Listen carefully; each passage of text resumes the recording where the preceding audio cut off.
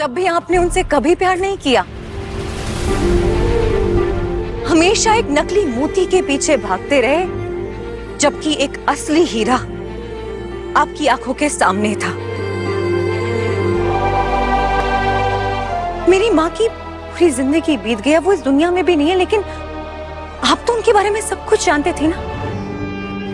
अभी आपने उन्हें सृष्टि मुखर्जी की बहन की नजर से देखा।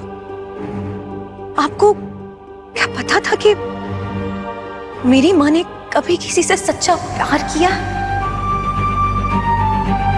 और अब झनक एक अहम सवाल का जवाब मांग रही है आज, क्योंकि उसकी माँ आखिर किससे प्यार करती थी? कोई और था क्या उसके जीवन में?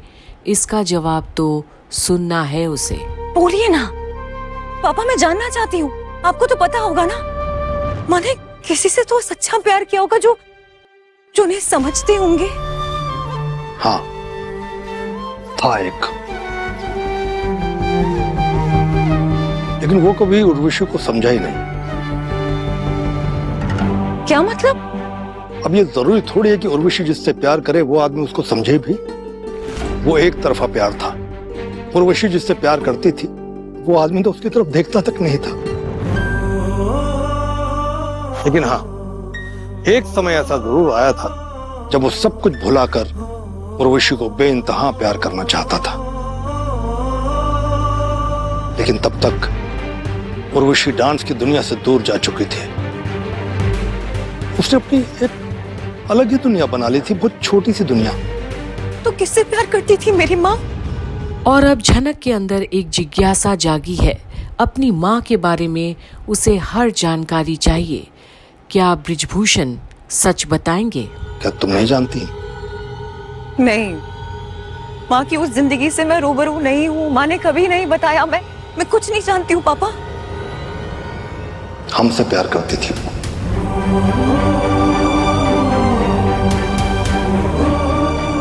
लेकिन हमसे उसने कभी ये बताया नहीं। लेकिन हमने उसकी आंखों को देखकर, उसके चेहरे को देखकर समझ लिया था। और इससे बड़ी खुशकिस्मती क्या होगी झनक के लिए कि उसकी माँ बदचलन तो बिल्कुल भी नहीं थी जैसा सब कहते थे। ना ही किसी आशिक के पीछे भागती रही, बस एक से ही प्यार करी जिंदगी भर, अटूट प्रेम।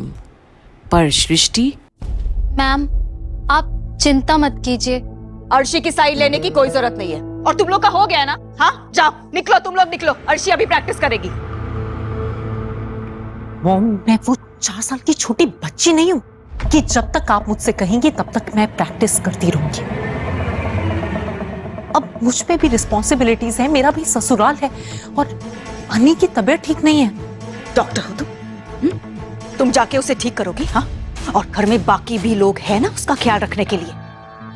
तुम यहाँ प्रैक्टिस करोगी और जब तक मैं नहीं कहूँ ना, तुम यहाँ से जाओगी नहीं। और अब ये सब सुनने की आदत कहाँ है अर्शी को? आज इतनी हुकूमत आखिर क्यों जता रही है उसकी माँ उस पर, एक डांस को लेकर?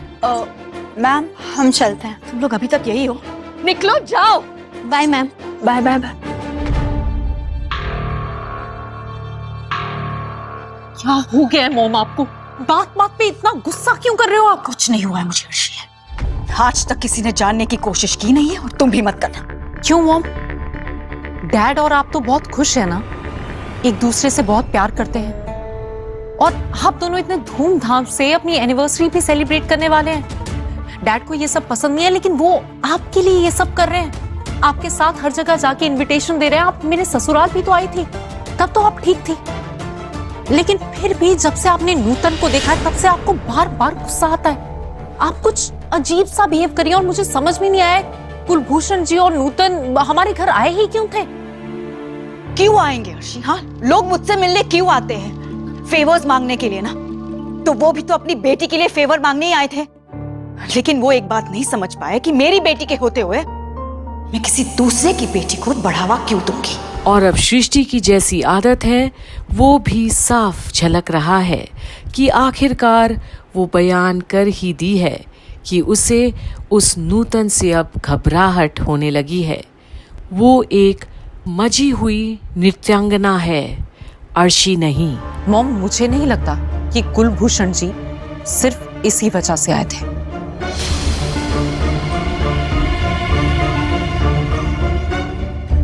अच्छा, तो तुम्हें पता है क्या वजह थी? तुम्हें पता है? बताओ। नहीं, मुझे नहीं पता है, लेकिन मैं तो बस ऐसे बोल ही रही हूँ। इतनी सेंस तो सब में होती है ना, कुलभूषण जी में भी होगी ही। आप ही खुद कह रही हैं कि नूतन बहुत अच्छी डांसर है, बहुत अच्छी परफॉर्मर है, तो ये बात एक बाप नहीं जानता होगा कि उसकी बेटी इतनी अच्छी डांसर है? तो फिर उन्हें क्या जरूरत है आपकी फेवर की? लेकिन मॉम, मैं एक और बात कहना चाहती हूँ। हमारे गुरुजी ब्रिजभूषण जी ने हमारे साथ ठीक नहीं किया। हमसे क्यों छुपाया कि उनका एक जुड़वा भाई है और उसकी एक बेटी है जो हूबहू झनक जैसी दिखती है? उन्होंने क्या अपने भाई की बेटी को कभी देखा नहीं होगा? देखो, इस मुद्दे पर ना तुम्हें सोचने की कोई जरूरत नहीं है। मॉम, कैसे ना सोचूं? जो मेरे सामने हो रहा है उस बारे में तो मैं बात करूंगी ना। पर अब सृष्टि को अर्शी की बातों से इरिटेशन सी होने लगी है। उसे क्यों ये पड़पंच में पड़ना है आखिर? और उस दिन के बाद बहुत से लोग हैं जो कुलभूषण जी के बारे में बात कर रहे हैं, कह रहे हैं कि अब तक कुलभूषण जी क्यों छिपे हुए थे दुनिया से, क्यों दुनिया के सामने अपनी इतनी अच्छी डांसर बेटी को लेकर नहीं आए। और आज अर्शी सृष्टि के सामने वो बात कह दी है जिसे सृष्टि स्वीकारना ही नहीं चाहती कि नूतन एक बेहतरीन कलाकार है जिसके सर पर स्वयं नटराज और सरस्वती की कृपा है। पर क्या अब इतने सारे सवालों का जवाब दे पाएगी सृष्टि आज अपनी ही बेटी को, जिसे सालों से वो अंधेरे में रख रखी है? ये देखने के लिए बने रहिए कंप्लीट बॉलीवुड पर, जहां आप देख रहे हैं झनक की आगे की अपडेट्स। बने रहिए कंप्लीट बॉलीवुड पर।